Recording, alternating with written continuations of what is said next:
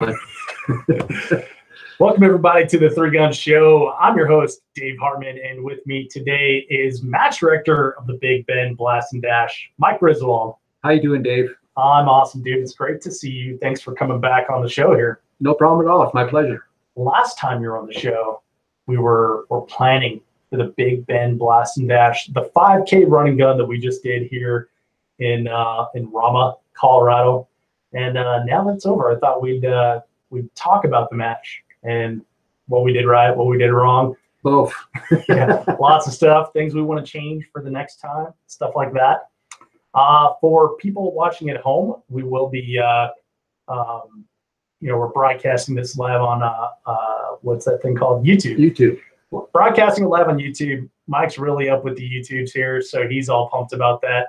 And if you have any questions about the run and gun or match management or just any questions for Mike in general, go ahead and leave a comment there, and we'll get to him in a little bit here. But Mike, Yes, sir. it's been what, 2 weeks since the match is over now? 10 days or so. 10 days. Are you rested up?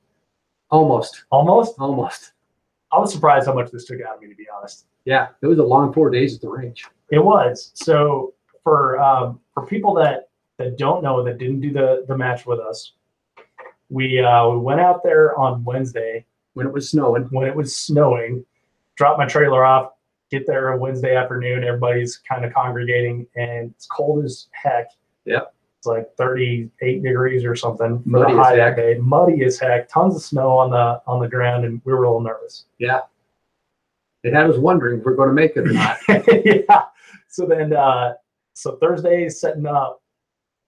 Well, we did some setup that day, obstacles and things like that. Yep. I ran into town to talk to one of the match sponsors, Danger Lee Industries, and then we did a lot of coordination that night. And then Thursday was when we did like the meat of the work. Yeah. Putting stages on the ground. I think we got 7 stages up on Thursday. Yeah. Yeah. 7 stages up on Thursday, which is absolutely incredible. Yeah. To think about. Plus all the obstacles that we put down as well.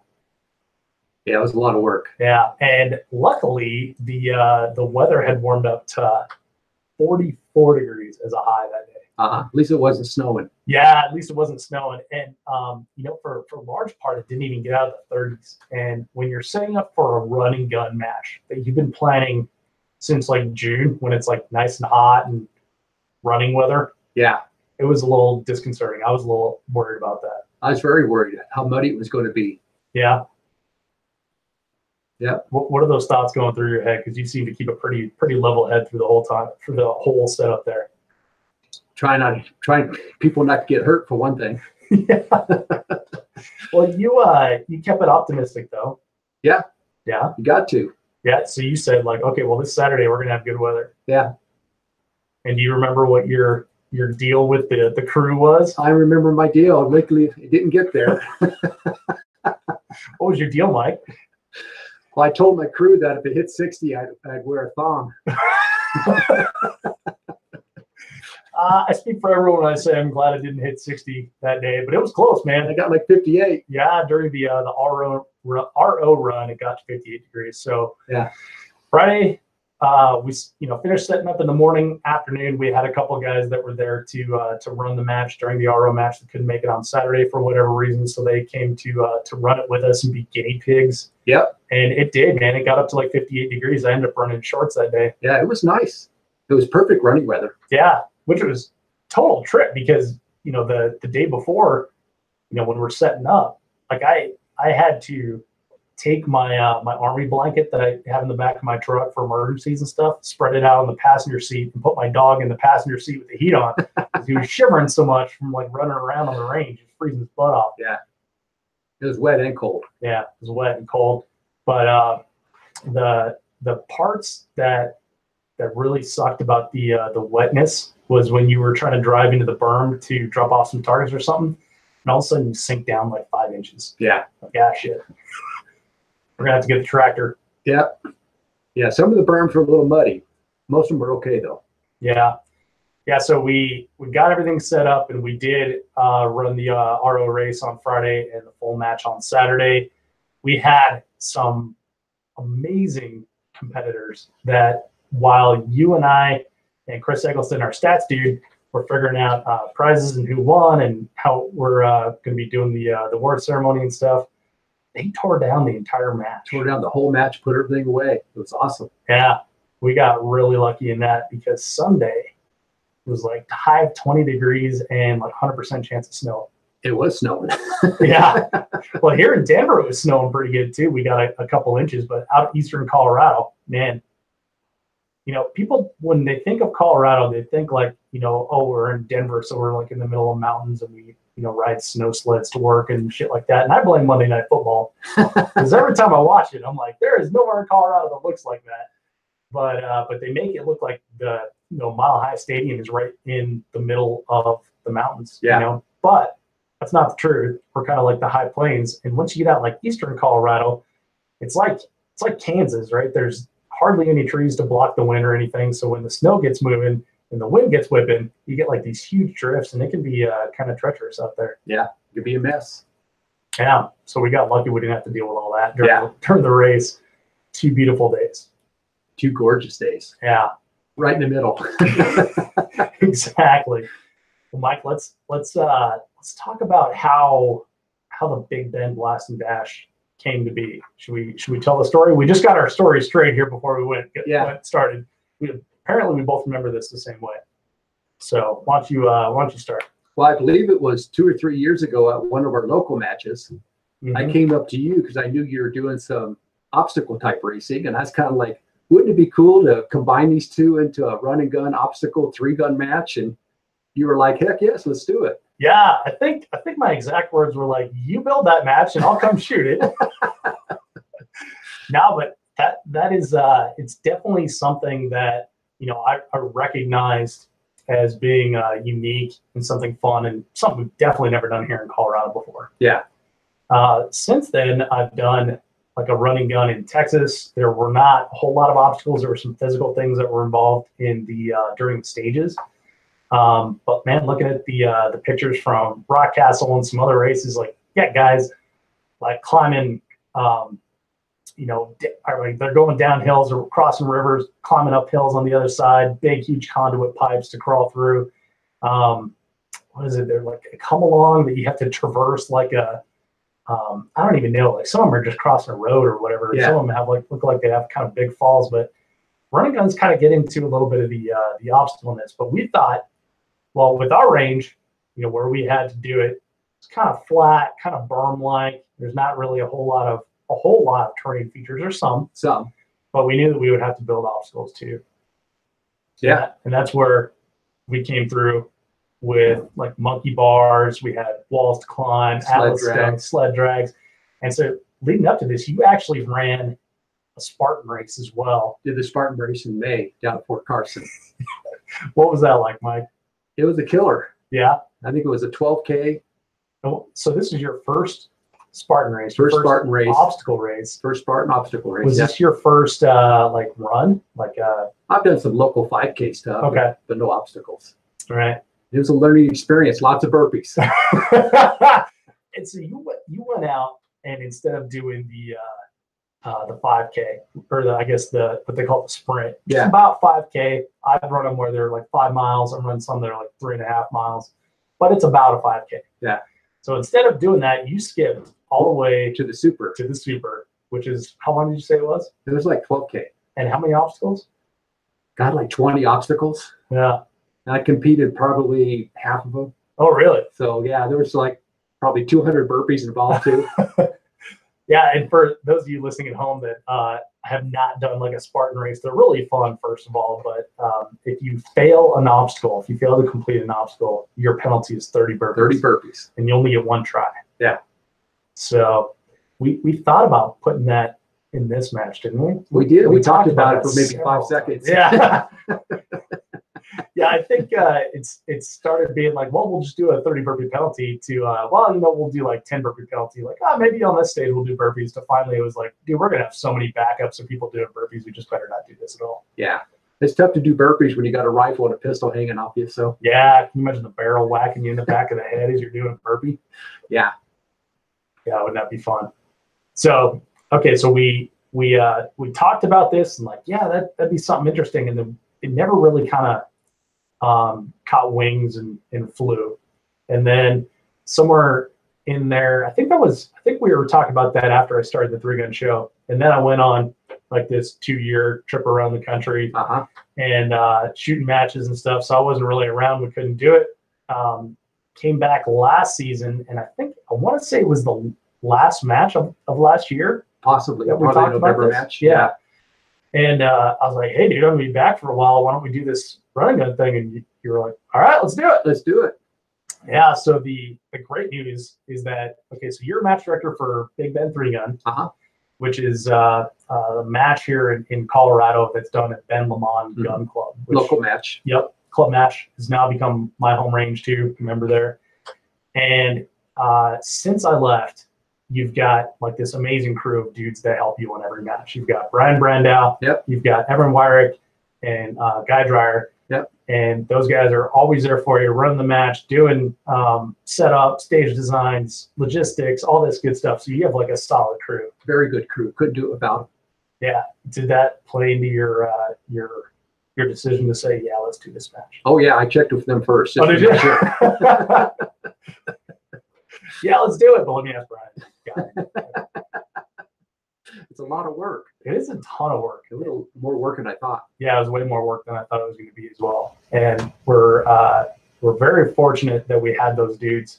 And I got lucky because I just came in and did whatever Dave does, and you guys handled all the stuff that you guys do well. And I think it worked out pretty well. Worked out very well. Yeah, it did. And then we had my buddy Wade Jones come in and help us with obstacles and things like that, because that's like his shtick. It's his gig, is doing obstacle races. Does like, I think he's down to like 10 a year now. Jeez. Yeah. But yeah, when we were before I started the 3-gun show, we were doing that a lot. Like we've gone to Vegas. What's the what is that resort town in Utah? But we did Park City. Okay. We did a super in Park City. We did the Beast in Breckenridge. We went all over doing them. Yeah. And Wade's been to way more places than I have too. He ran a race in Austin and a couple in Ohio. So yeah, lots of experience there. So we had a lot of people to help us out with that. It was nice having Wade, because he kind of told us, that's a little bit too much, and yeah, kept us in line. Yeah, it was great, because he was kind of looking at it from like a third party, like once removed, like just the next step up of, well, from my perspective and my experience with obstacle racing, how is this going to apply to your race and keeping the flow? Yeah. Right. And then Wade had done that We Defy running gun with me in Texas, which was he ran the 20K division because he's insane. And I thought the 762 division was a long time, but so he and Brandon Stocker ran the 20K division. And so he had perspective on that as well. Yeah. So really got a lot of help with that. And then we started planning. Yeah. We went up the range several times and laid out different maps and figured out where we're going to go and obstacles. And somewhere along the line, I want to say this was like March or April, we figured out like, well, I don't really know what are the best practices of a running gun? Like, how do we score this thing? You know, we kind of started having like these realizations of like, oh, this isn't just going to be us playing in the dirt. Yeah, there's 100 people here.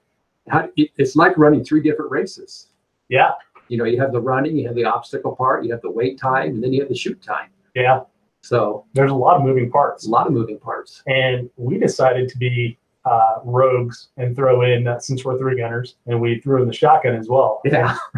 And running guns are traditionally rifle and pistol. So we added that whole new kink in there for our first match, which might have been a little too much, but I think it worked out all right.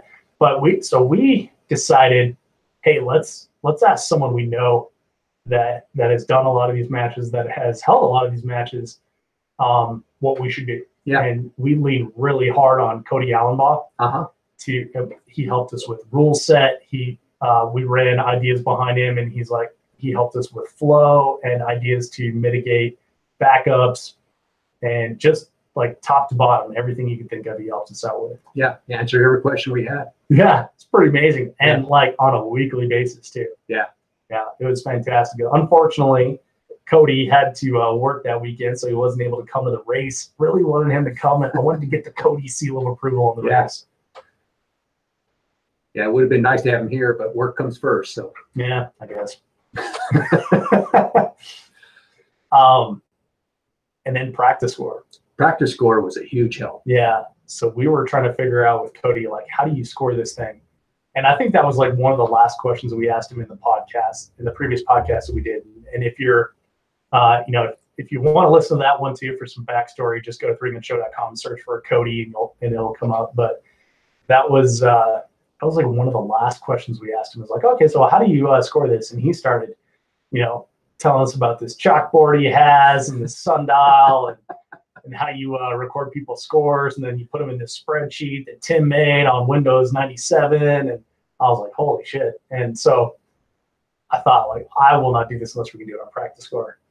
And I reached out to DJ from Practice Score, who I know has done a ton of matches at Rock Castle. So he's familiar with like the running gun format. I'm like, hey, this seems to be taking off. There's people doing it at Rock Castle all the time. Are you planning something? Are you guys planning something? And so they Practice Score, Russell Armstrong and the other rest of the people on the team there created a running gun module in Practice Score. It has your start time, your finish time, your wait time, your stage time. Those all mapped behind the scenes, and you don't have to worry about a thing. It was a huge help. Yeah. I couldn't imagine doing without it. No. Yeah. No. I remember the running gun that we did was before Practice Score, so they were doing complex equations on Excel, and I remember just looking at Jeremy Moore's face, and I was like, dude, that guy does not look happy. Like, this looks like it's a pain in the ass. It'd be a lot of stress trying to get all that done and try to do a prize table at the end. It's next to impossible. Yeah. Well, and with that match, I think we waited a couple hours after we were done shooting, but I don't think there was a result. I think they had to email it out later that evening. Yeah. So Practice Scores made it so much easier.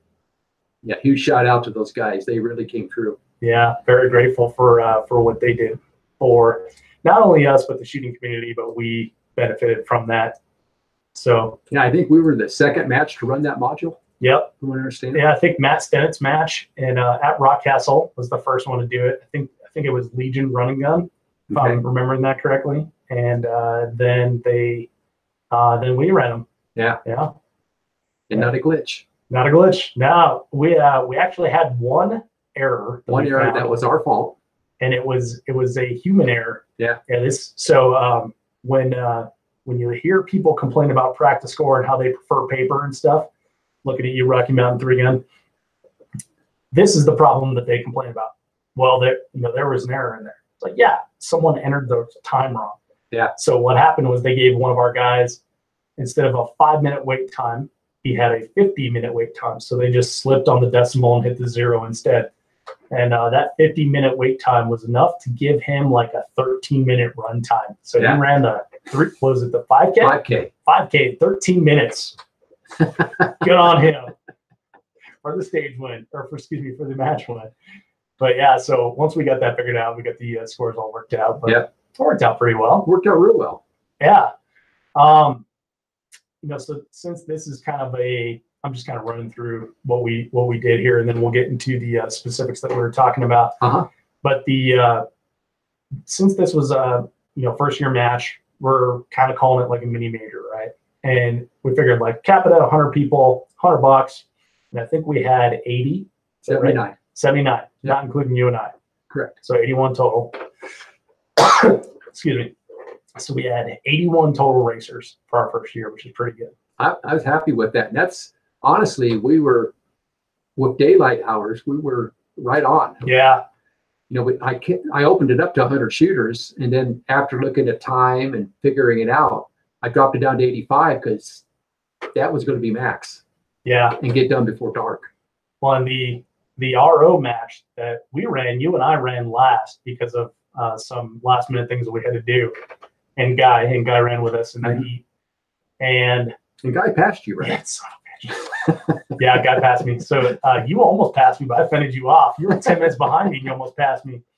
So so Guy finished first, I finished second, you finished third in that last heat of the RO match. But I was running back to the clubhouse without my iPro on because it was that dark. It was that dark. Yeah, my sunglasses had now turned into no glasses. But when I was running back, I was thinking to myself, like, oh shit, like whatever time I started, we have to start people at least 45 minutes before that tomorrow. Yeah.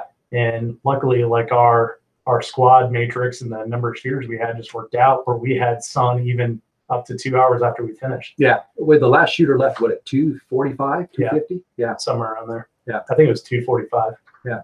And that was like the perfect time too. Mm-hmm. And what we did, I guess I'm kind of jumping ahead here. We'll back up to that as far as like the runners, the time in between runners. I want to touch on that. The thought I wanted to finish, since this is a mini major, and like we figured mostly it's going to be our local dudes and gals shooting it, right? Uh-huh. So we wanted to do a prize table for them because a lot of people shoot club matches and that's it. Uh-huh. And we figured if we can talk them into like the next little level above a club match, they can get like an idea of what it's like to shoot a bunch of stages in like an event type atmosphere that's exciting. You know, it's not just like your normal Saturday shoot until 2 o'clock, go home, apologize to the wife because it really ended at 4 o'clock, and you know, that sort of thing. So we wanted to get people a taste of that, and so we decided to put together a prize table. Uh-huh. And so we reached out to tons of amazing people that we know in the industry. We made some new friends as well, and we put together a prize table, and we did it as modified random draw. Yep. And the method for modified random is it's complicated. It is complicated, and we're going to fix the complication on that one because after not eating all day and standing in the sun, and then the 4 days leading up to that when we were working, I was having trouble figuring the math out. But no one was shouting at me, so I figured it must be right. Yeah, they thought it was right. Yeah, exactly. So the way it worked was you get one ticket, and again, it's modified random draw, so we didn't buy tickets. One ticket for entering the match, entering the race, and then you get one ticket for completing the race. Yep. And then you get one ticket for each bracelet that you have on your wrist. Yeah. Which is this right here. And if you start with 3 bracelets, start with 3. Lose a bracelet if you can't do an obstacle. Right. And that was a concession we made over the burpees. Yeah. Right. I was like, oh, well, let's if someone can't complete the obstacle, maybe they have a physical limitation and 30 burpees might actually kill them. So we probably shouldn't do that. So yeah, we did these Vortex Optics bracelets like I'm wearing right here. And Vortex was cool enough to give us those.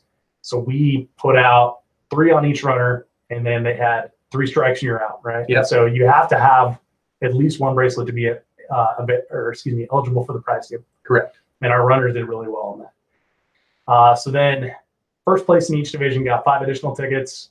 Second place got 3 tickets. 3 tickets. And third place got 1 additional ticket. Yep. Right. So you can see like it is random draw, but the people that finished the highest did have the most chances. Yep. Better chance of winning. Better chance of winning. Yep. Yeah. And the way we did it was you could also win more than one prize. Yep. So and that actually showed too, because people that did well in the match won many prizes. Yeah. It worked out pretty good. Yeah, I thought it worked out really well. Yeah. So we did send out a survey to the runners. We'll find out what they thought about it and if we need to change course for next year. But I thought it went pretty well. It seemed like a pretty equitable way of doing it. The good thing about that type of format is that we could do a format where you pick up a prize off table, like you and me, you know, because we're standing in front of everybody with a microphone. Pick up a prize off the table, and we would say, "Hey, this is the Grimm Brothers Brew House Lemon Radler Maiden's Kiss. It's delicious, and the winner is," and then we could read it off, right? Yeah. So a lot of times with prize tables, a lot of people don't see everything that's on the prize table. And some, they don't give you like a preview where you can go walk or anything. So you never see the contribution that comes before your place. All these companies put out. Yeah. So the reason that we chose to do it that way and, you know, hold up each item and then raffle it up or then call the number was now everybody who's here which was all of our competitors minus one guy who was bedtime or something. They got to see everything that was put on the table. So they got to see all of it, LG Tacticals, Contribution, Vortex Optics, Carbon Arms, everybody. Yep, JP Rifles. JP Rifles. Yep. There's a ton of people, and we'll name it in just a moment here. So what did you think about that method of doing a prize table? Well, I like the idea. My main goal of the match was try to get everybody a prize. Mm-hmm. And it worked good as far as getting the people that finished in their division better, had a better chance at winning. So to me, it was good and a little bad, but mostly good. Mm-hmm. Yeah, I think I agree with you on it didn't really accomplish everybody get something. Yeah. But I feel like the vast majority of people got something. They did. Yeah. Yeah. Yeah. We should also mention at this time that before the match, I consulted with several friends who are match directors, and I asked them, like, what do you think about staff shooting? What do you think about staff being eligible for prizes? What do you think about staff being eligible for medals? And the general consensus was, even if you do everything 100% above the board, then it could be called into question what you did. Yeah. Right. And so what we chose to do was remove ourselves, you and me, mm-hmm. from medals, from prizes, from the results. We were in there for the RO match, and then we were deleted out of there. Yep. We didn't have any tickets in the bucket. It was all for the rest of the people. Correct. No one else handled any prizes. It was just you and me the whole time. So no one else drew a number or anything. It was just us. Yeah. So do you feel like that was enough to make everything completely above the board? I think so. Yeah. Think that we could have done anything different? No. No? Not on that aspect, no. Cool. I think we got it right there. Yeah. I could turn it out. Yeah. Just I haven't heard any complaints. Everything I heard is positive, which is a good sign. I know. Well, I'm kind of worried. I'm waiting for the other shoe to drop. Like, if you only ever hear good stuff, you're like, what? Okay. Well, I hope everything's all right. Yeah. You know? So it's kind of rare for, especially in this day of the internet, for us to do something and then not have any sort of negative feedback. So we'll see from the survey. Yeah. We'll see what the Survey Monkey says. Yeah, exactly. All right. So we talked about the match. We talked about the putting it on the ground. It was really cold doing it. It's warm when we ran it. Great for the competitors. It was a beautiful day. And then the competitors really saved our behinds in tearing everything down for us, so we didn't have to do it in the snow the next day, which I'm super happy about. Yeah. Also means I got my taxes done, which were due Monday. So thank you, competitors. Yep. Yeah. So let's talk about the RO match. So we're basically guinea pigs. We're sending guinea pigs through the maze here and seeing how they come out on the other end. Now I was an RO for the first heat. We had 3 runners in the first heat, right? Yeah, it was Seeley, Hoser, and who was the other guy? Was it Craig? Yeah. It was Craig, wasn't it? Yeah, your brother Craig. Yeah. The other guy. Yeah, the other guy. My little brother. Your little brother. Yeah, your little brother you got to look up to. Yeah, so those guys ran through the first heat. And as I was ROing, I noticed a couple of things. Did you RO that first heat, or was no, I did. I RO'd Craig. Okay. Yeah. So as you were ROing Craig, did you notice anything about anything that stood out to you? Well, we went over this with Cody. One of the biggest problems is marking the course out to everybody stays on it. And I felt the ROs had a good idea where the course is at, and that worked out okay, but it still could have used a little bit more marking probably. Yeah. Yeah, for sure. Yeah. So when I ran it myself, I actually ran off the course. And I don't know how I could have, because Craig and I went out and marked it with Don. Right? Yeah. I forget. Don Cruz. Yeah. Is that right? Yeah, I think so. And so, yeah, Cruz, like Terry Cruz. Yeah. Yeah. That's what I remember. Yeah. So we went out and marked the course, and we had like survey flags, we had streamers, and we had a few signs. We did the best, like with what we had. And we had like 50 cones and 150 survey markers. Yeah. Exactly. Yeah. And I thought, oh man, I got to tell you something funny about the cones. So I thought that we did as good as we could. But me personally, when I got done with that first stage on the berm, I just started proceeding up the berm instead of running off. Running down to the fire pit. Down to the fire pit, yeah, and back. And luckily someone was there to shout at me. But and it's funny because I did that after I had RO'd Hoser. So I had already told Hoser, run down to the fire pit and back, you know, and then I screwed it up myself. You jumped over the cones and kept on going. Yeah, I did. I'm like, why are all these cones in the way? And then just run on. But it's kind of funny. So the speaking of cones, so you used to autocross, right? You and Tom, your son Tommy. So when a cone's lying down, what does that mean? Means turn. Means turn, right? Yeah. So I thought I was all clever because we have like all these cones here. So I'm going to put cones on each berm because we have basically 2 large berm areas. And one had 3 stages, one had 3 stages, one had 2 obstacles, one had 2 obstacles, right? Yeah. So I thought it's going to be pretty freaking obvious where the stages are. And where the obstacles are at. Yeah. So the obstacles, I thought we needed to mark them, like throw a little cone. So I laid a cone down, right? And I'm like, oh, that's awesome because the cone points the way. So I was telling everyone, and then on race day, I was telling everyone that at the start line, there's a cone lying down. It's telling you to go somewhere, you know? And so I'm like, okay, that'll be easy to figure out. And then I can't remember if I was talking to Wade or Guy after the race, but he's like, yeah, first old dude that was out there on the course, first volunteer, set up all the cones. It's like, somebody knocked a cone over. All these effing cones lying down. I'm going to set them up. So I'm standing there at the starting line telling people, like, just look for the cones are lying down, and that's where the next obstacle is, and all the cones are sitting up. Cones aren't lying down. Yep. So yeah, and we need better communication next time. Yeah, or nail those efforts down. So I thought that was kind of funny, but so yeah, so when I was ROing Hoser, one of the first things I noticed was the first run that we did. All right, so this is Eastern Colorado. It's air quotes flat, right? Yeah. When you're driving, it's flat, but when you're running it, there's hills. You know, there's uphill. Yeah. So the first run that we did was out and around our like black powder shoot house sort of thing, like covered on and kind of thing, shooting position. How about that? And then down up onto the targets. There were some ammo cans up there that you had to pick up, take around the big white buffalo and put them back down. By the way, only half the buffalo was white, and I can't tell you how many people were like, well, that buffalo wasn't white. Did you see any other buffalo out there? That was the one I was referring to.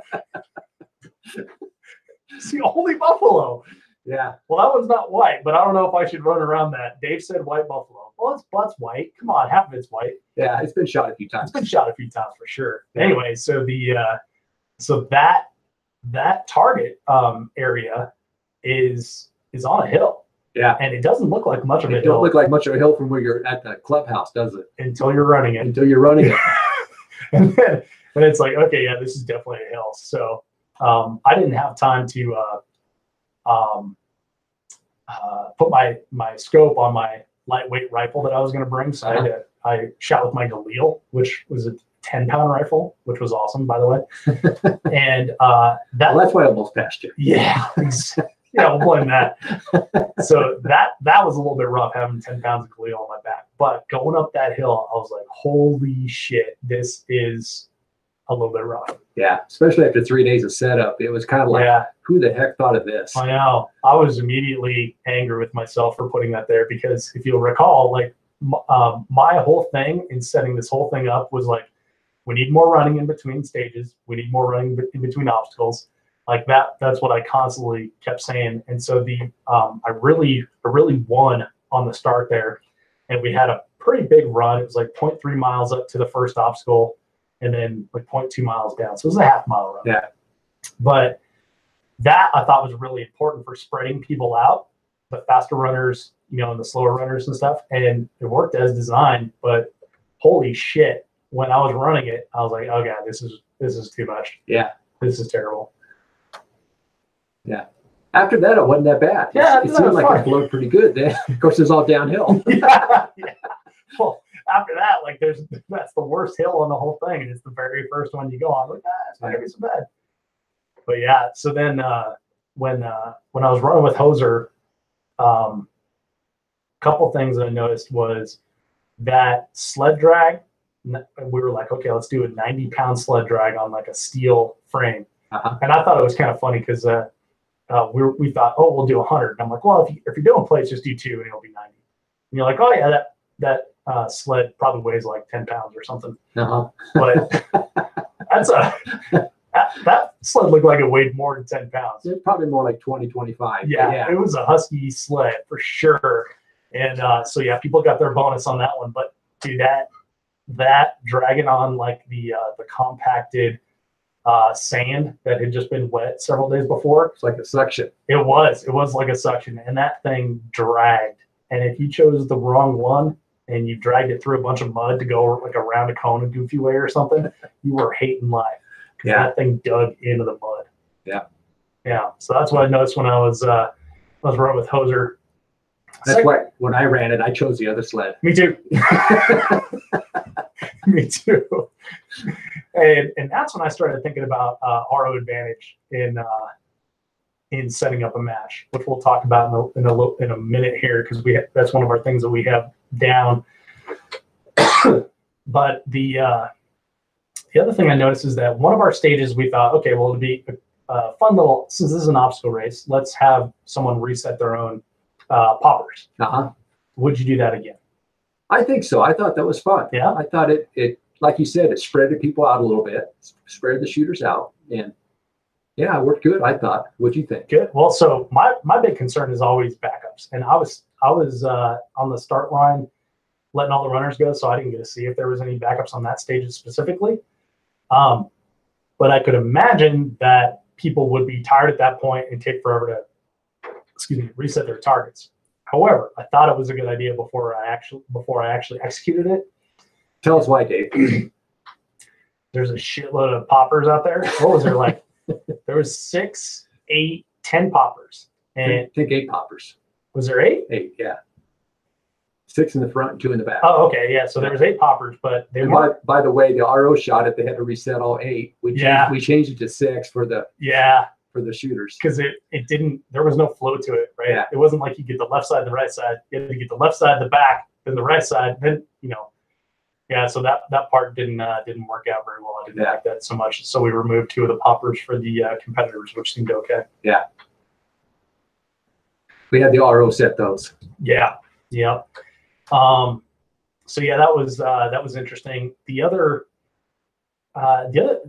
funny thing that I thought on the obstacle right before that stage. So this was after. So again, we had a 3-man match. So this is after we picked up our shotguns, which were staged. Mm-hmm. So you go and shoot a 9-round slug stage, which was awesome. It was fun. That was a pretty cool one. Yeah, for only having 3 shooting positions and 3 slugs from each position, it was actually a pretty cool stage. Yeah. But then you go immediately into the next bay, and it's a low wire crawl. Yeah. And I thought that was hilarious. I didn't even notice it when Hoser did it, but when I did it, I was like, oh man, I just put on all my shotgun caddies, and now I've got a low barbed wire crawl to go through. And I'm walking through it. I swear I'm like picking up all of Craig's lost shotgun shells like Easter eggs. I came out of there with like another 8 shotgun shells. It was awesome. And then so then you go shoot the next stage where you reset your poppers, and then you go pick up an Atlas stone, which for people that don't know is just a sphere of concrete. Yeah. And for the dudes, ours weighed 60 pounds. For ladies, we told them it weighed 30 pounds, but it actually weighed 40 pounds. Yeah. I think we painted over the number that said 40. It looked like 30. But yeah, so you pick up the Atlas stone, and you have to carry it like your waist, like with your arms long or whatever. And again, like right on the shotgun shell caddies that you just put on there. So you're like bumping them and stabbing yourself and knocking shotgun shells out. That's why you got to have a chest rig. Yeah, totally. I got all smart and thought like, oh, I'll just use my chest rig on that last stage, and I'll use my belt stuff for the first 2 stages. And I regretted that. Ended up with a bunch of shotgun shells on the ground. Yep. Yeah, nice bruises from where I pinched myself in between the caddies and the Atlas stone, which was awesome. Yeah, so And then I think other than that, when I was running hoser, it was pretty smooth. It went pretty smooth. Yeah. A few hiccups, but pretty smooth, I thought. Yeah.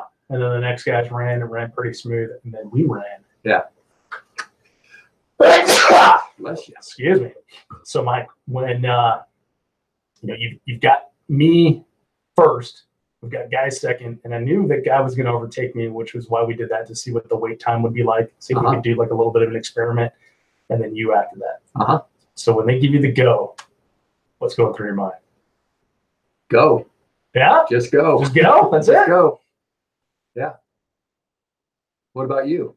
So I was like, oh, this isn't bad. And, because we're running downhill for like that first 150 yards. Yeah. And then you get on that uphill in the target area we were just talking about. And that's where I was like, oh, this is stupid. This is dumb. Why do I do shit like this? I got up to the Buffalo. I was wondering, man, who thought of this? Yeah. Yeah, that was crazy. So when you get up there, there's the ammo can carry. And I'm thinking about it the whole way up there. I'm like, God, those ammo cans are freaking heavy, because we just put steel targets in there. We put 8-inch knockover targets inside the ammo can. Yep, 8-inch Rocky Mountain targets, knockover targets. We threw those in there. By the way, Mike runs Rocky Mountain targets, for those of you who don't know. So yeah, we threw those in there, and they were pretty heavy. They were pretty heavy. Yeah. We never weighed them, but they were probably 40 pounds each. Yeah, at least. And then I don't remember what the ladies were, but they were. How many did you put in the ladies' ammo cans? I think there was 4 or 5 targets in the ladies. 4 or 5, yeah. Yeah, so it was probably 20, 25. Those were heavy too. Yeah. Yeah. So you had to pick them up, take them around the Buffalo, and put it back. So immediately when I got to the top of the hill, I had 2 thoughts. When I saw where all the ammo cans were, I was like, oh man, they didn't put the start box where I marked. But the second thought I had was, oh, good, it's half the distance to the Buffalo. Thank God, I don't have to carry them that far. So yeah, I picked those up and go around, and then it was pretty much a breeze from there. But man, that sled drag was tough. The first stage, like I thought, reviewing all the stage designs, and I didn't really see them all put on the ground, but I saw a lot of them put on the ground. I thought I had like the procedure in my head, and I didn't. No, I didn't at all. It's like, so when I was RO and hoser, I ended up having to run around with the stage packet on my phone just to make sure he was doing it correctly, because you don't read a stage brief, or we didn't read stage briefs in this match. Yeah. The other thing is my mind is so conditioned just to get in and walk right into the starting area that I forgot, which is weird because I came up with this. I forgot that as soon as you step in the starting area, you get standby and the beat. So half the time I wasn't ready. Yeah. But I had indicated that I was ready by standing in the box. Yeah. You did that too? Oh, no. No? I had it all planned out. Oh. 10 seconds off your run time is a lot different than 10 seconds off your shoot time. Yeah, for sure. Huge. For sure. Yeah, so there is some strategy that goes into it, because, we had rules on when you could unsling your rifle. Yeah. So if you're going to, like, say, a rifle stage, you want to have, like, your rifle in your strong hand and your PMAG in your weak hand, because when you get that beep, you can now make ready and shoot. Yeah. Or you can load and shoot, right? Yeah. So we eliminated the make ready and the are you ready from it, just for expediency's sake, and we did all unloaded starts. All unloaded starts at all 3 guns. Yeah. What did you think about that? Well, for run and gun, I think you almost have to, and to save on the wait time and everything, it'd take up too much time to go through all the make ready, and it worked good. Yeah. But you gotta plan for it too. You do. You don't step in the box until you're ready. Yep. Yeah, and so after that, after me screwing that up twice, when I would step in the box, I would have like my hand on my pistol and another hand like holding a magazine. And when I got the standby, the beep, I would just and go to work. Go to work. I figured it out about halfway through. But yeah, it was hard because you're just so conditioned after doing hundreds of matches just to step in the box and get your make ready. Yeah, go through your stage plan and get ready. And we had the stage designs out to everybody, but the shooters had no idea what the stages really looked like until they got to them. There was no pre-walk. Yep. Yeah, there's no walkthrough. They could look from the back of the berms if they wanted to. We kind of discouraged that, but it was this match more than any was important to know, one, where you're going. Apparently no one looked at the map. I made this beautiful map. Know where you're going, what the stage descriptions are when you get there, and then how to properly complete an obstacle. Yeah. And those three things, I think, put you far ahead. Mm-hmm. Yeah. So, all right. Well, so that was the RO shoot. We ran the 5K. Our last heat, all of us ran the 5K. So we got to run. We got to drop our gear, which was the best part, by the way. That was huge. Yeah. So again, we shot shotguns in this. Running gun is typically rifle pistol. So we had our shotgun staged over at what we call our competition berms, which were about 1.5 miles into the race. Uh-huh. And by that time, we'd already shot 4 stages. So now you pick up your shotgun, and you have a shotgun stage that was also a shotgun pistol stage, and then a 3-gun stage. Yep. And when you were done, you were allowed to, and I really enjoyed this part of the match directing, was like you can set down your gear and run without it. Except for the armor division, they had to keep the armor plates on. Correct. That's a very good distinction. But I love telling people that you can do it, because now people are thinking like, well, should I do it? And that's one thing I really liked about the Spartan races. They didn't give you all the information. They allowed you to figure a lot of it out for yourself. And that's kind of like some of the spirit that we try to do in this match. But for safety's sake and a lot of other reasons, we ended up having to tell people a lot of what to do. Yeah. But yeah, when you set down your rifle, your 10-pound Galil, you set down your shotgun, you set down your pistol, your belt, chest rig, everything. And all you have to do is run back. There's one more stage with a stage gun. That was a good feeling to drop all that shit. You felt like a new person. You did. When you dropped all that gear, it was kind of like, man, I can do this. Yeah, I'm not nearly as tired anymore. Let's do this. So yeah, we set down all our gear, run back, and we have one other berm that's kind of hidden away. We call the Appleseed berm, where they do like a lot of youth shoots and stuff. And we had set up a stage there to shoot the JP GMR 13 PCC stage gun that had a Vortex UH1 on top. Yeah, and that was fun. That stage was a ton of fun. Yeah. I think everybody enjoyed it. And it was really fast. And that's the thing about running gun, is like the stages, like if you were going to like a normal club match, you would walk up these stages and be like, Jesus, like, really? We're going to shoot this? But when you shoot it in the context of having just run 3 miles and pull a sled drag, yeah, and Atlas ball and everything, where you go really hard, yeah, that was a fun stage. Yeah. So then we ran across the dam and back to the clubhouse, and we were done, except for all the admin stuff we had to do in the evening. And yeah. And then up before dawn, and runners came the next day. Yeah, it came quick, didn't it? Yeah, it really did, man. I don't think I slept very much at all. So the main match, I was at the starting line / finish line for 5K. Let all the runners go. Every single runner, told every single one of them where to go, and pointed out survey flags, and like, hey, if you're near a survey flag, you can see the next survey flag. And we still had some confusion. And I think that number 1, 2, and 3 that we can do better for next year is better course marking. Yeah. And if you think you've got it, you don't have it near good enough. So keep marking some more. So yeah. I don't think you can do it enough. Yeah, we learned a little bit from this match. Oh, shoot, that was one of them. Yeah, that was huge. It was course marking, because I can't tell you, like, I watched a dozen people wander around, which again, they didn't read the map, but the obstacle descriptions. Yeah. That's very important in this match where you don't have it with you.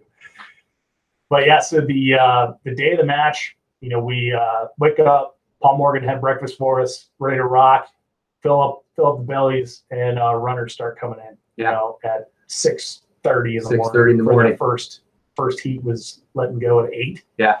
So yeah, we divvied up people, sent them to their stations, gave a quick RO brief to the the wonderful staff that we had from the Ben Lamont Gun Club to help us out. Did an awesome job. They did too. They did. It was great.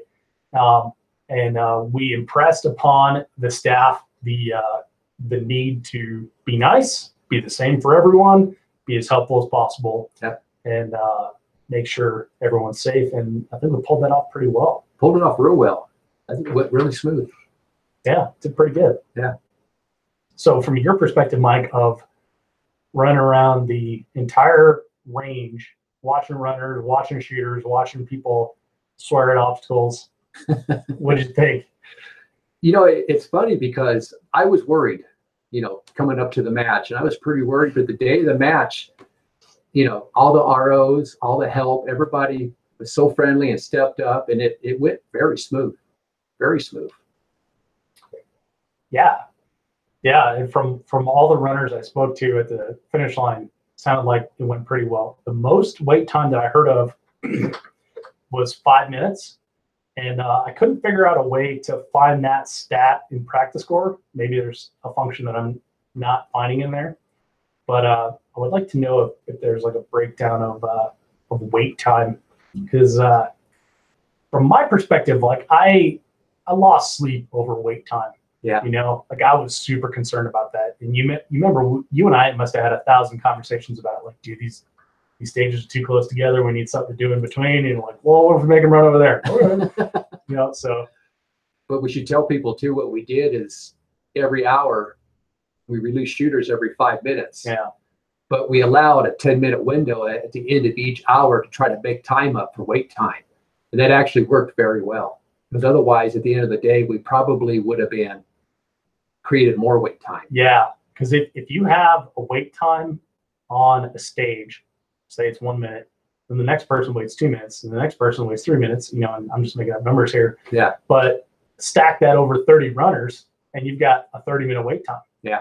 You know, and we were very fortunate that we had enough runners that we could do 5-minute release times in between. Yeah. And then we had 10 minutes at the end. And then the 10 minutes at the end also allowed me to give a match brief to the waiting runners, let them know where they're supposed to go. For the next squad coming up. Yeah, exactly. Yeah. Yeah.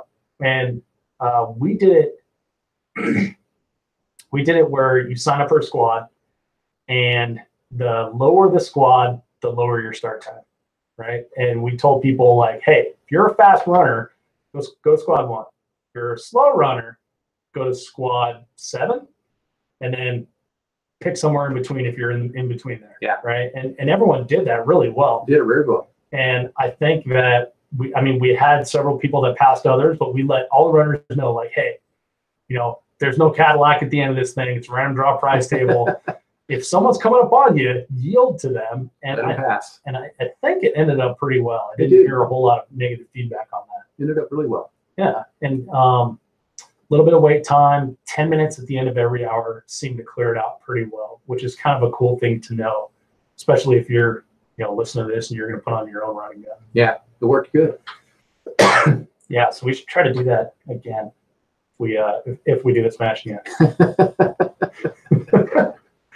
Yeah, I like the extra 10 minutes on there. So what was the feedback you got from the match? Everything's positive so far. We'll see what SurveyMonkey comes back with too. But I mean, everybody had a good time. You know, handed to the shooters, everybody was safe. You know, a lot of the ROs told me about, you know, nobody did anything stupid. It was very, very well coordinated. Yeah, I think it worked out pretty well. And I didn't know a lot of the shooters too. Yeah, a lot of newer shooters, you know, runner gunner type guys. Yep. You know, we're 3 gunners, so we don't. Yeah. Well, we had people that were like dedicated running gunners. I talked to one dude that he's an obstacle racer, and this was his first shooting competition of any time. Yeah. Which he only told me after he finished, which I would have given him a little bit more guidance. We had 3 gunners from other parts of Colorado that normally shoot club matches elsewhere, like NoCo, Southern Colorado, etc. We had Hoser come up from the Pueblo area. Yeah. We had several law enforcement that came out and have never done a shooting match before and just loaded up in their duty gear and their duty vest and went for it, which was really cool to see. Yep, way they go. Yeah, away they went. And came back all sweaty and accomplished. By the way, do you think this was the worst smelling clubhouse you've ever been in after a match? Darn close. It's pretty smelly, right? It was bad before the shooters got there. We had it going already. I know. We might need to do this in the spring just to let people be outside. So Mike, I want to talk about the the money that we raised for charity, and then get into things that we would do differently for next time. But I think this is a good time to thank the sponsors of the match. Sure, let's go down. So Vortex Optics stepped up huge. Very huge. They're a big supporter of pretty much everything I do as far as the 3-gun show. So it was very nice to have them a part of this. And so we actually call this the Big Ben Blast and Dash presented by Vortex Optics. We got them on like our award medals for the places. We got them on the race bibs, and very, very grateful to them for everything they provided. JP Enterprises stepped up a big way at the GMR 13. Yeah, which is pretty slick. It's a badass stage gun. It was a sweet gun. And then we gave it away. We gave it away at the end. Oh! But the guy that won it is super pumped, and he's really happy about that. So that works out well. Yeah.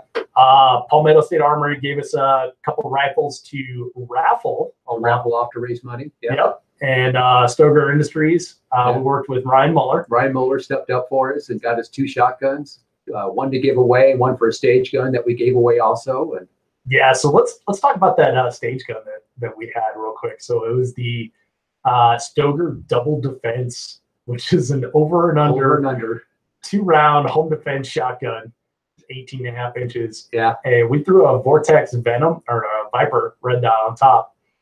That was so much fun. That was a lot of fun. We did basically you had to carry 6 shotgun shells to the second stage, right? And the stage setup was basically 3 boxes. It was popper, kicker, popper, kicker, popper, kicker. Yeah. You didn't want to miss your first shot. No. No, you were close if you missed your first shot. But yeah, the red dot was all zeroed in perfect. They were IC chokes, but it was weird when I'm shooting the bird at its apex, because I'm trying to put that red dot in the center like I would with a PCC or a rifle, but it doesn't even need to be anywhere near that thing. It was kind of a mind blower. And by the third one, I figured it out. Yeah. But yeah, so that was a ton of fun. I think I heard a lot of cursing on that shotgun because people thought it had ejectors, but it didn't. So you had to take the shells out yourself. And they're like, "Oh, that thing's broken." I'm like, "Nope, that's how it is, bud." The way it is. Yep. Because in a tactical situation, you can't be dropping your hose, or I don't know what it is. But yeah, and they gave us an M3K shotgun that went to the drawing in the 3K. So that was cool. Sequence Precision gave us a bunch of scratch-off tickets for the prize table, excess sights, Dangerly Industries, which is a company that's very close to the range, and they do Cerakote. Yep. And they actually took a bunch of parts that you've gotten on prize tables over the years, added a lower to it, Cerakoted it up, and then that was a rifle to be raffled as well, which is really cool. Very cool. Yeah, they did a great job on that. Of course, we got our buddies Eggleston Munitions that gave us certificates for the prize table, and Chris Eggleston was our stats guy. Took care of scoring.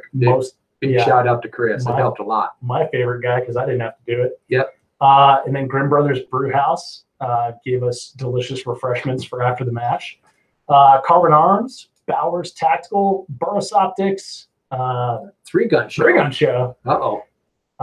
Just a lot of volunteer time. Yakking into microphones. LAG Tactical came out huge. They gave us a bunch of mag pouches. They're MCS mag pouches for the prize table, which were fantastic. People love those.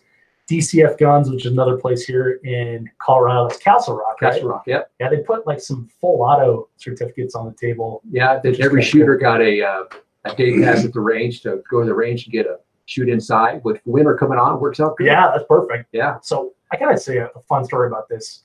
So we met a young man named Max that is now shooting 3-gun with us. He's a teenager, right? He's in high school.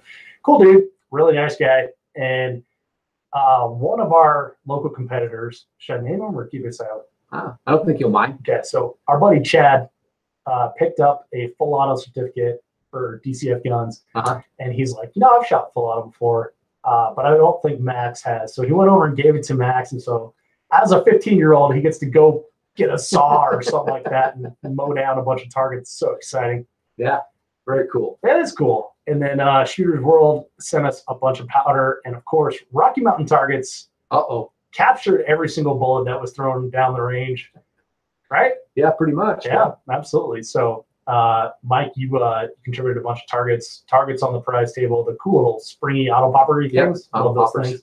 They're awesome. And thousands and thousands of hours of your time. You too, Dave. Yeah. Yeah. Yeah, it was a lot of work, but it was a ton of fun, and I think it was overall net good for the community. I think the people really had a good time with it. Yeah, we raised a lot of money. It was for a good cause. Yeah. So how much did we raise, Mike? Just over $11,000. Just over $11,000, and the charity was Shield 616, which is a 501c3. They're a national company. They have like a company, national charity, whatever. Yeah. They have a Colorado branch, Colorado dude. They're based in Colorado. Oh, they're based in Colorado. Okay. Springs, yeah.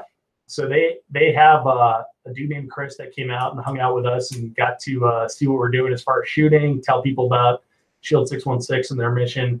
And the quick story is that they provide active shooter kits for law enforcement agencies that can't provide them on their own, that don't have the budget, right? So if you want to work with Shield 616, you choose a beneficiary to your fundraiser. You do a fundraiser, and then Shield 616 buys active shooter kits. So we raised over $11,000, and they're going to be buying rifle-plated armor and helmets and IFAKs for Elbert County Sheriff, which is the sheriff that's local to Benhamon Gun Club. Exactly, for the home range. Yeah. And the sheriff's under sheriff came out. Yep. And watched and donated out of his personal funds. I don't know. He gave us a donation. Yep. And he's like, they sent me out here to run this, but they probably should have sent one of the deputies instead. Somebody a little younger. Yeah. I was like, well, you can shout at some of these guys to go if you want. Yeah. So that was a fun thing to do. So it was nice to be able to provide. I mean, if you think about what you're doing there, you're providing active shooter kits for your local sheriff. Like this is a small agency, department, whatever you call it, and they don't have like the funding that like Denver Sheriff or Jeffco Sheriff does, right? And they have probably much more land area to manage as well. A lot. I think they have 10 deputies, and you're talking, God, probably what, 300 or 400 square miles? Yeah. Yeah. And so we, what we did there gets to provide them with protection in their daily job. Yeah. In the worst case scenario. We're giving back. Yeah, it's kind of cool. Yep. Feels pretty good to be able to do that. And every shooter can pat themselves on the back because they had a hand in that. Yep. It's pretty awesome. All right, Mike. Things you do differently in the match. You're first, Dave. Me first? I'd make the walls higher. Walls higher. Walls were too short. Everybody could see over the walls, so everybody could climb them. I would have less stages. It was great shooting it, but it was a lot of commitment to all of our targets. And I think 8 stages just gives you 8 opportunities for backups. and when you lose sleep over that, like I would do, I would put in, 1 or 2 more obstacles and eliminate 1 or 2 stages. Yeah, I agree with that. Yeah. I thought the obstacle count was good on paper, but when I was running it, I could have gone for more obstacles. Yeah. What do you think? I agree. Yeah. Yeah. We'll come up with some new ideas. Hell yeah. lift more heavy stuff and burn your grip out before you shoot. That's what it's all about. What it's all about. Yeah, so that's what I would do differently. Personally, I would have my shit together as far as my gear, which was difficult, obviously, when you're trying to manage the match as well, which I now understand why a lot of match directors don't shoot. And I would have a better sling than I had, because my Magpul MS3 or whatever it is, it works great when you're standing, but when you're running, it starts to loosen itself with every single step. And I played with that thing, and I was listening to Brian Ray in my head saying like, oh yeah, I carry this little roll of tape right here in case I need a security thing. Shit, that would have been really nice right now. Yeah. So I just think for me, like, I didn't take the match too seriously from a competitor side. And so there was a lot of things that I could have done better as far as gear prep and just being prepped overall. It's different than a regular 3-gun match. Oh, yeah. There's more to it. Way more to it. Yeah. I mean, you have to carry everything you're going to use for the entire match. Yeah. And obviously, except for the shotgun in our case. So from a competitor standpoint, I would have prepared much more for that. Now, one observation I have to make, since I brought up the competitor portion, was the stuff that I see on Facebook and in talking to other running gunners. They spend 100% of their time on running and practicing running with a vest, and running with a backpack, and running with a stick. Yeah. Hey, how can I make a stick that I can put my sling on that doesn't look like a rifle? So when I run in my neighborhood, it's like, okay, cool, but it's still a shooting match. Yeah. And 50% of your score is shooting, and only 50% is running. And arguably the largest dude at the match. Yeah. Tall and big. Chad's a big dude. He knows that. He won his division. And if we scored it as overall, which we did not, he would have won the match. Yeah. He was overall highest finisher. Yep. Would have been if we had scored it that way, but it was only a division. Yeah. But he's a badass shooter. Yeah. And the guys that ran it the fastest and couldn't shoot for shit sucked. So from a lessons learned and things to do next year, if you're a competitor, spend as much time practicing your shooting as you do practicing your running. Yeah, exactly. Because it's literally half the score. Yeah. Yeah, if you think about it and play the game, you can cut your shoot time down by being prepared when you step in the box. Oh yeah. And I think the guys that did well in the shoot time thought of that. Yep. Yeah, it's all about, so like you said, 10 seconds matters very little on your run time, but 10 seconds matters a lot on your shoot time. On a 30-second stage. On a 30-second stage, yeah, it's huge. It's huge. Yeah. So we had one other monkey wrench that we threw into this one, which was we were able to use the long range. Yeah. High power range. Goes out to 600 yards. We had a shoot position at, the like 50 and 100 yard area, and then targets out to the 500 yard area. So if you do some quick math, about a 400 yard shot. Yeah, depending where you shot it from, anywhere from 450 to 400. Yep, and that ate people's lunch, because as I've explained ad nauseum on the podcast, we only shoot out to 200 yards in Colorado. And holy crap, the biggest piece of feedback I got from people when I asked about the stage was like, that long range kicked my ass. That long range kicked my ass. Well, the guys that knew how to shoot it did well. Yep. Yeah. And we had several good shooters, local dudes that didn't shoot this match because of the run portion, and if they had walked it and shot it, they probably could have done really, really well. Yeah. Yeah, kind of funny. Yeah. People spend way too much time on the run part and not the gun part. Yeah. Yeah. So run and gun people. So did you run half of it, walk half of it? What was your So I ran the flats and the downs, and I walked the hills. Pretty same here. I thought I could run the whole thing, but I couldn't. Yeah. I just know from experience, like anything that I've done that was like an obstacle race that was longer than an hour, then I would end up doing the walk the hills, run the flats and the downs. And like any like running race, I've never really had a problem with it because generally they're not on like terrain or anything like that. Yeah. But on this, since I had trained all of 0 miles to run the race, that's what I chose to do. Yeah. So, yeah, it's a method that works well for me. So knowing myself on that. Yep. Yeah. So what would you do different, Mike?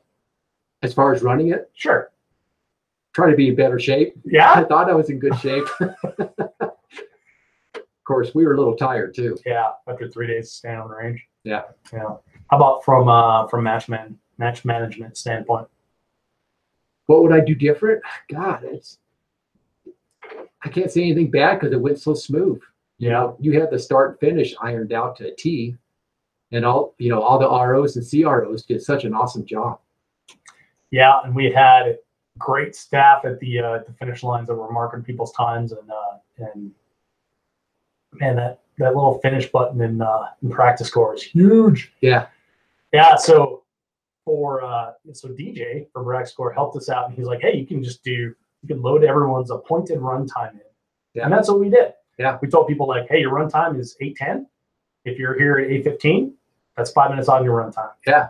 You better be there and be ready because the clock is starting. And we had 0 people tardy. We had like 2 no-shows and 0 people tardy. So it worked.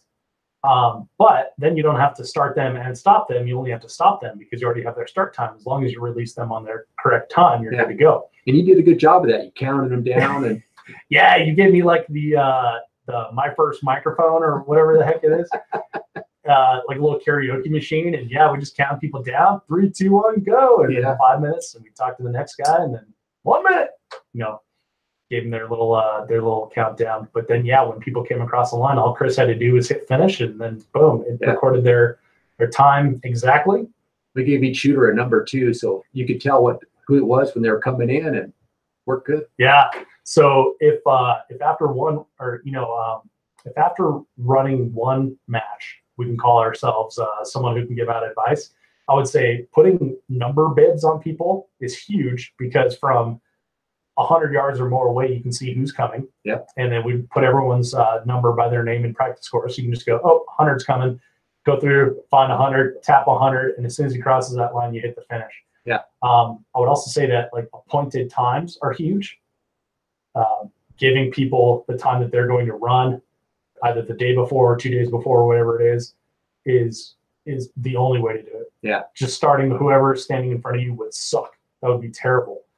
5 minutes in between runners and a 10-minute cleanup time at the end of every hour. If you can afford it in your schedule, I think it's huge too. Yeah. Those are the things I liked. Now, Mike, what about that shotgun? Shotgun. Yeah, we're gonna do shotgun next time. We tried to throw a little monkey wrench in, like, hey, we're 3 gunners, we're gonna do shotgun. But the more we got into it, the more concessions and I guess administrative things we had to do to make that happen.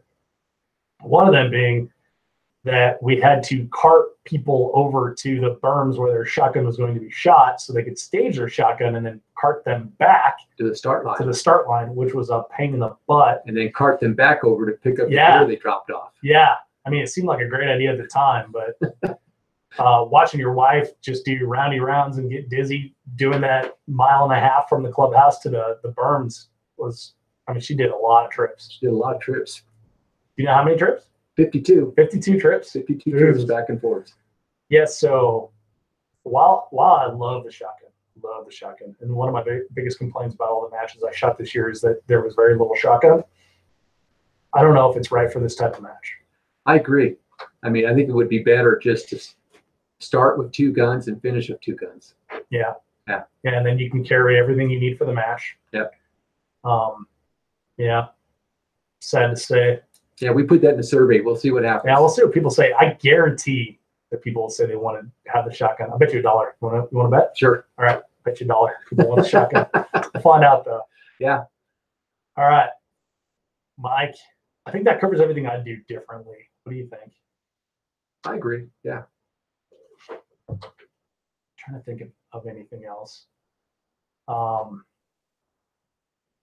would start planning earlier, and we planted planned pretty damn early. We planned pretty darn good, but still, it snuck up on us quick. Yeah. The one good thing is we have a lot of the obstacles built, and you retained them all for the club. Yeah. So next year we've already got that stuff, and we don't have to worry about the logistics of like, is the weird guy with the Atlas stones actually going to make them? Or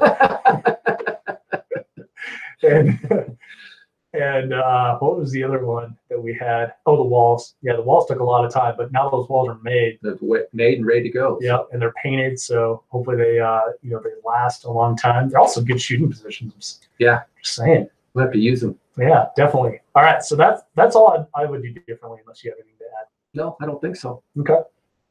I'll add that I would schedule it around Cody, so Cody could come out and shoot with us. So it'd been nice to have him there, because now there's like this open loop. Like, I don't know if it was any good. Cody didn't tell me it was good. I need the validation. Yeah. All right. So funny things that happened at the match. Boy, there was a couple of them. There was a few of them. Yeah. I don't know how many ladies out there realize this on the match, but yeah, we had a good showing of ladies. How many ladies did we have in the match? Five ladies in the match, and 3K and 5K ladies division. Yeah. And they did all the obstacles that we did. Only things that you had to carry were just a little bit lighter, except we won't mention any names, but I sent somebody out to paint the tire. Right. So yeah, the light Atlas stone was painted pink, right? Yep. And then the light ammo cans were painted pink. Right. And we told all the dudes, like, do not touch anything that's pink. Touch anything that's pink. Yeah. So I sent somebody out to paint the tire, and I told him to paint the smallest tire. Well, he painted the shortest tire, but it was the heaviest tire. Also the largest in diameter, the thickest wall. And nobody caught it until about halfway through the match, but I think all the ladies had already gone. Yeah. And they all flipped it, right? And they all flipped it. I know. So literally the heaviest tire on the range was painted pink. Yeah. Sorry, ladies. But it's pretty hilarious. Yeah, but they did it. Got to hand it to them. Yeah. So my pal Wade was the first runner out on the course, and so he was the first one to finish as well. And talked to him for like 5 minutes, and then he's like, "All right, well, I'm gonna go help." And he just never saw him again until the prize table. But he was like tire flipper helper guy, because he said he watched so many people go up to that and they had like no clue how to flip a tire. And which is understandable if you've never done it, because you've never done an obstacle race. First time I did it, I had no clue either. But I've done it so many times now, there's a method to it. So he said that he was watching the ladies flip the pink tire, and he's like, God, these ladies are really struggling with that tire. And it's the ladies' weight, because he didn't touch it because it's pink, right? So it's the ladies' weight, and man, they're struggling with that. It's like, God, maybe they need to work out more or something. It's just whatever thought he had. And then somewhere along the line, I think maybe it was you that told him that no, that's actually the heaviest one. And so he went over and picked them all up. He's like, oh shit. So after that, he used it as a psychology experiment, right? Uh-huh. And he would tell anyone who came in the berm, and by this time they're all men, hey, the pink one is the heaviest one. And he said that several guys, like a handful, chose to flip the heaviest tire. Like, oh, that's the heaviest one, I'm going to flip it. And other guys were like, cool, and just flip the light one, right? And so he's like, oh, yeah, okay, well, I'm learning something here. So he kind of used that as like a little mouse in a maze kind of thing. And he said that one guy came along, and Wade tells him, hey, the heaviest tire is the pink one. And the guy goes, I'm not falling for that. Dave told me if I touched anything pink, I'm DQ'd. Which is a fact. I did tell him that. So that is a man that follows instructions very well. Very well. He probably got lost though, but anyway. Yeah, good point. But yeah, so that was a funny thing. Yeah. I cracked up about that. And then man, people could not figure out what to do with those ammo cans. And it was weird because that was like the very first thing. And we had it in the stage description. Yeah. Put the ammo cans back where you found them. Yeah, and like dudes were putting them on other flags, and it's like, if you could see those flags, how did you get lost later? And yeah, it was pretty silly. I mean, you know, it's all just small stuff, but it just kind of like, you know, shake your head and laugh. But I've been in those situations before where you're, you know, you're under physical duress and you're trying to figure out what you're supposed to do and you can't figure it out because you're huffing and puffing and like, oh, I'll just put them here because I got to go because the clock's ticking in my head. Clock's ticking. Yeah. Yeah. It's a good time for sure. Anything else funny that happened at the MASH? Well, the one thing I realized on Saturday when the shooters were shooting, remember the 5K, you dropped off your gear underneath the canopy there? Yeah. Then you're supposed to run up around the target barn. Yes. And back to the front. Did they just go up the road? I did. You did? Mike. Yeah. You were there when I was placing the course. Shenanigans. That's why I pulled myself out of the race. Yeah, and that is why we DQ'd Mike from the race, from his own race. That's awesome. Yeah. Oh well. You know, it's funny too because it would because where you drop all your gear is right by the road where it terminates in the berms. It would have made more sense just to run up that road. But since I'd already placed the flags over there, your brother Craig was like, "Nah, just put it over there." I'm like, "All right." So I hadn't done the map yet. It made sense to me at the time. Yeah. Oh my! Can't believe you cheated. Like that's what you almost caught me. Yeah. Probably that little bit right there. Yeah. Yeah. Oh man. Yeah. That's I don't know. So there's with the range, we're dealing with kind of like some logistical things, right? Because to get people from one berm area to another, you have to cover a distance. And so now if you're doing a 5K, you have to move them around between stages, make them run or something like that, which separates people out and cuts down on wait time. But you've used up a lot of your 5K just getting people there.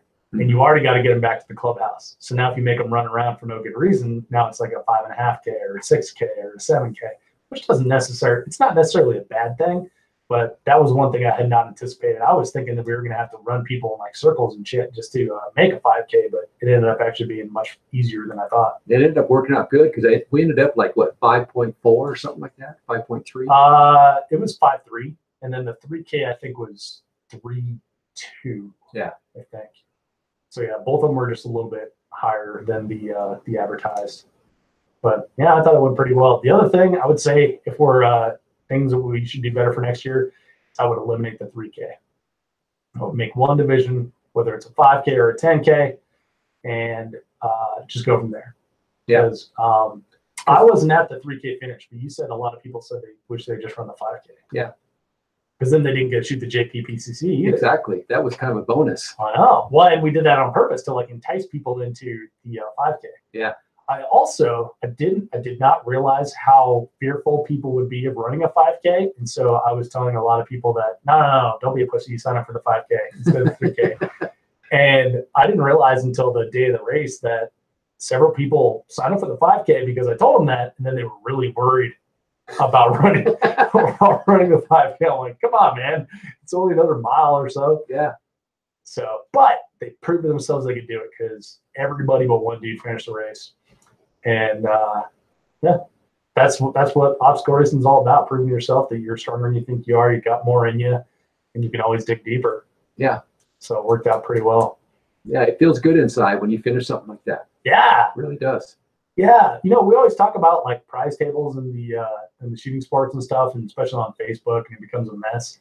But man, I've run so many Spartan races, and the only thing that I ended up with at the end was a finisher's medal. Yeah, and a shirt. Finisher's t-shirt. And if I wasn't in Utah, they gave you a beer. You know, so like those are the only things you walk away with, but you also walk away with like the pride and self-confidence and knowing you can do that, and you did do that. It's something to be proud of. Yeah, it's a personal, be able to finish something like that. Yeah, and I think that's it's one thing our runners should take away from this too, is like a sense of pride in that they did do this. Mm-hmm. It was a good accomplishment. Yeah, I laugh now when I kind of see people talk about some of the 3-gun matches being physical. It's kind of like, try doing this. Yeah, this is physical. Yeah, yeah, it was definitely physical, and then you got to still have, you know, your slow twitch muscles to jog you 5K and your fast twitch muscles to get you through the stages where you're shooting in and out of ports and crouching and stuff like that. So. You got to know how to control your breathing. Yeah. Controlling your breathing is huge. Yeah.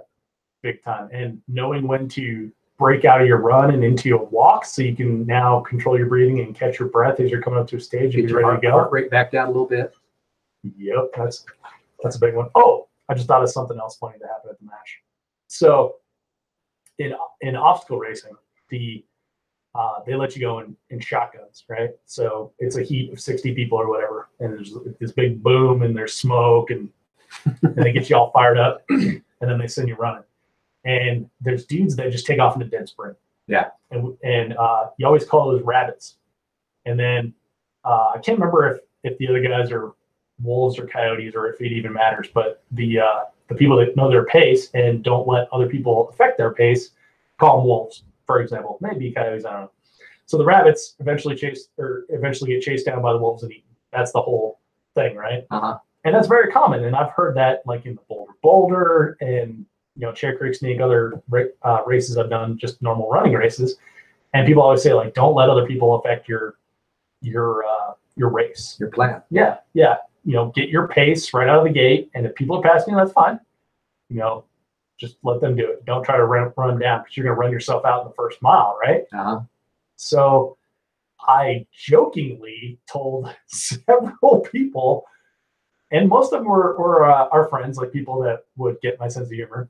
I told them that the key to this race is going to be getting to the ammo cans as fast as possible.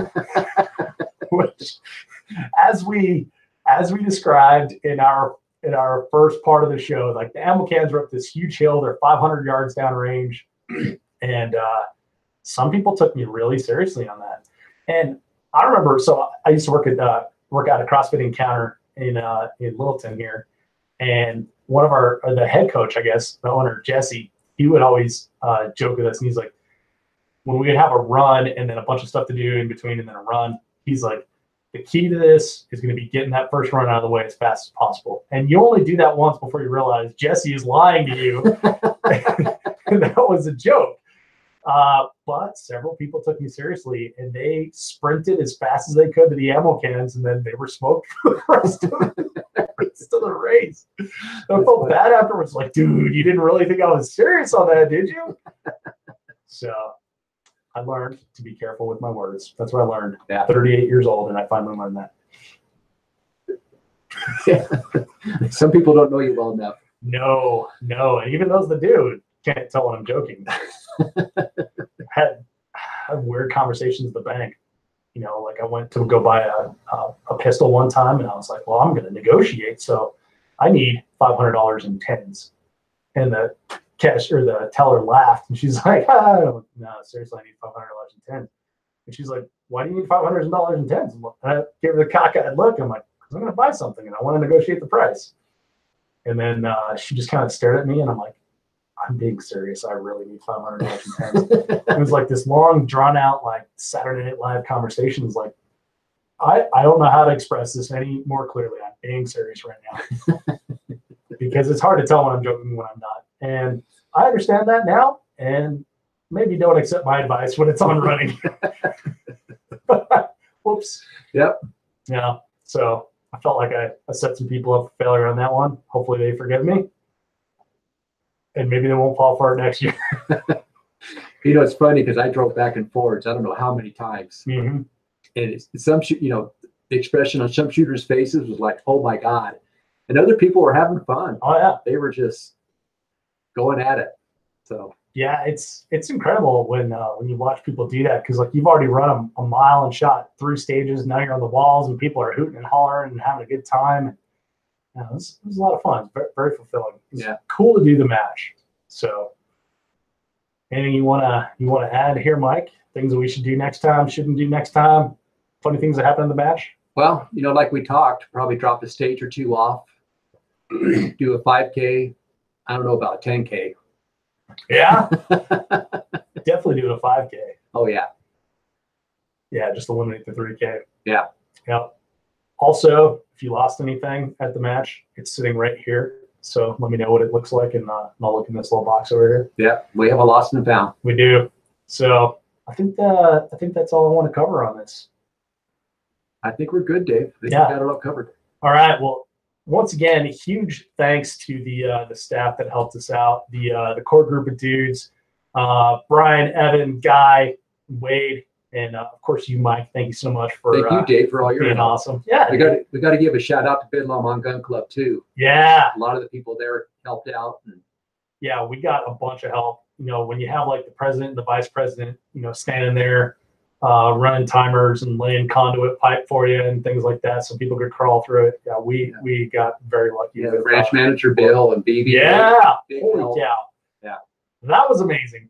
Can I just say one more time, like Bill on that tractor, I was like, dude, I need a path cut from the dam to here, and he needs to follow this fence line. He's like, cool. Like 10 minutes later, like this beautiful path for us to run on. Like, damn, that's awesome. All right, now I need to cut a path from here to here. Awesome. So yeah, we had good running paths thanks to them. We had a clean clubhouse thanks to BB. Yeah, I mean, just fantastic. We had so much help behind the scenes that we're very fortunate. Huge help. We had 2 local firemen out there. Yep. Keeping us safe in case anybody did go down. And yeah, we did. And they ran the match. Yeah, it was kind of cool. The one guy ran in the morning and worked the afternoon. One guy ran in the afternoon, worked the morning, and that seemed to work out pretty well. Yeah. And everyone was fine.